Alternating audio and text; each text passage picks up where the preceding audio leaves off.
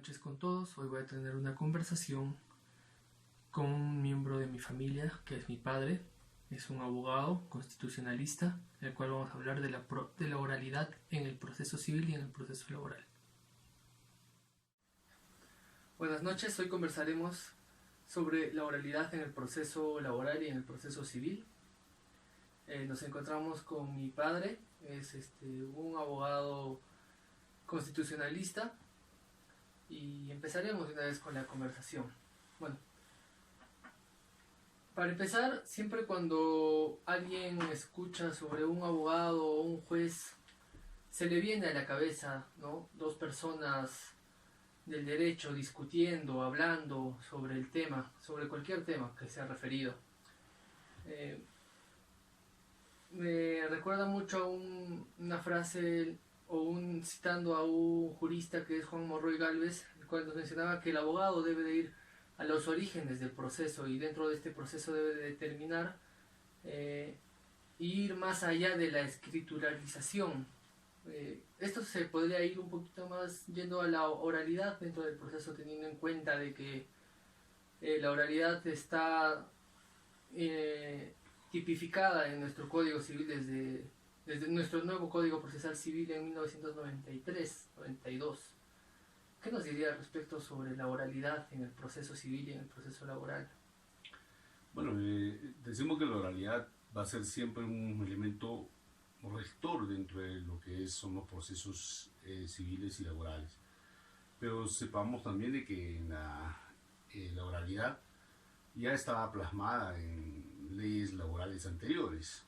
No es una novedad de lo que haya podido pasar con la oralidad en el proceso civil, y sobre todo en la reforma que se hizo en el 2014, donde se estableció de que ya no habrían pues algunas audiencias, como por ejemplo la audiencia de saneamiento, probatorio, u otro contexto, ¿no? Ha habido reformas en las cuales se hace más evidente de que la oralidad tiene que dar paso a ser como elemento rector frente a la escrituralidad. Entonces, esto hace de que haya en menores plazos pueda resolverse los procesos.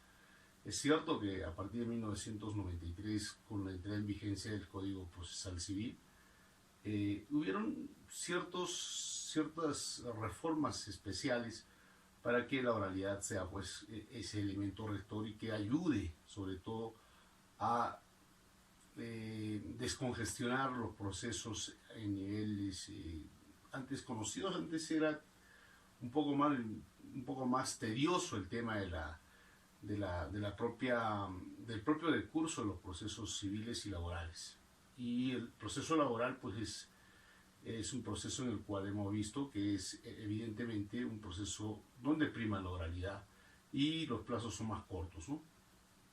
Excelente, entonces, bueno, a manera de conclusión, entonces diremos de que la oralidad va más allá de lo que es la escrituralidad, y yéndonos un poquito al campo del COVID, tal y como estábamos en esta situación tan sui generis, como podríamos determinar, la oralidad ahora se ve más dentro de lo que es al momento de que un abogado pueda actuar con sus argumentos jurídicos y con sus destrezas legales frente a una pantalla. Entonces concluiríamos con que la oralidad es indispensable dentro del proceso, sí o sí, siempre lo va a ser, pero también podríamos determinar de que la oralidad tiene algunos determinantes, ¿y cuáles serían más o menos a manera de conclusión?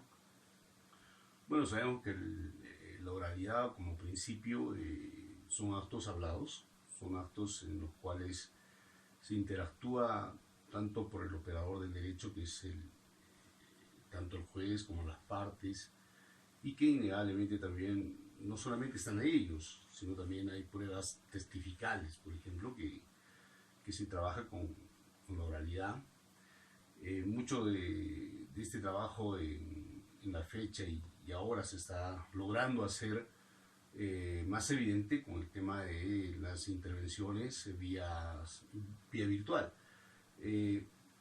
Y esto ha ayudado o ayuda bastante a, a esta pandemia a que no se propague más. Sabemos de que estamos casi 6 meses, 7 meses con este tema del COVID y como abogados, defensores y litigantes, el tema de la defensa eficaz se hace así sencillamente porque se necesita de que se avance con los procesos y lo que está pasando ahora es que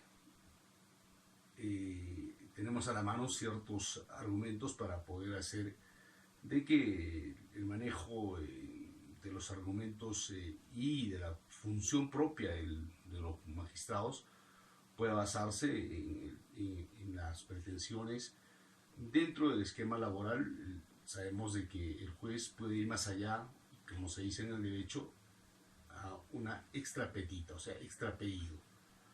Puedo pedir AB y el juez puede decir ABCD, ¿no?, en materia laboral, porque es así, porque es tuitivo.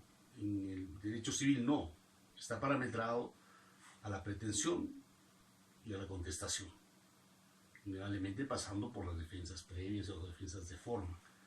Entonces, pero ahora sabemos de que evidentemente se analiza más y de repente se tiene mayor argumento cuando uno tiene pues, al frente una pantalla y tiene otra cámara que pueda realizar una defensa mucho más holgada. Innegablemente cuando tenemos la oralidad, sabemos y como hemos dicho, son actos que va a tomar de la mano al juez y a las partes para poder discutir los derechos que se vienen estableciendo dentro de un proceso laboral o civil. Entonces, esta pandemia ha ayudado bastante para que podamos argumentar de mejor manera y sostener la tesis de defensa que tenemos, ¿no?, tanto desde la óptica del abogado defensor del trabajador o del abogado de la parte del empleador, como podría ser en materia laboral, o del pretensor o el pretendido en materia civil. Entonces, gracias. Gracias. Entonces, de esta manera concluimos este video de curso de Derecho Procesal Laboral.